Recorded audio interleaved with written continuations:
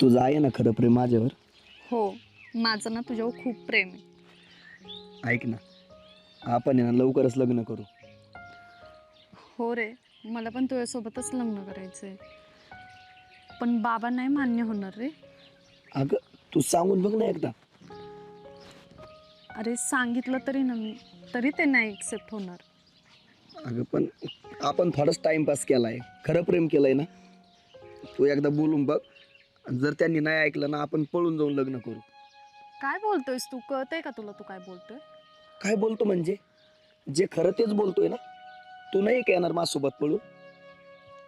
अरे तसं नाही आहे रे. तू विचार कर ना. तू कामधंद्याला सुद्धा नाही येत रे. माझे बाबा कसे काय तुझ्या हातात माझा हात देतील? तू सुद्धा बाकीच्या मुलीसारखा विचार करायला लागली बरं का आता. म्हणजे तुला असं म्हणायचं ना, तू शिकलेली आहे, मी शिकलो नाही, कामधंदा करत नाही, नोकरी करत नाही. म्हणजे माझ्यावर विश्वास नाही तुझा, मला माहिती आहे. अरे तसं नाहीये.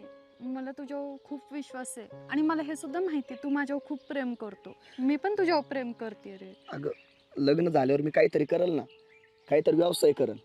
विश्वास नाही का तुझा माझ्यावर?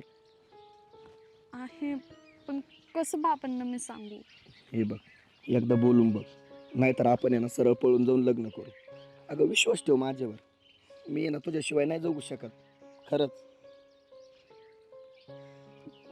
करशील ना लग्न माझ्यासोबत? हां. चल, जाऊ आपण घरी.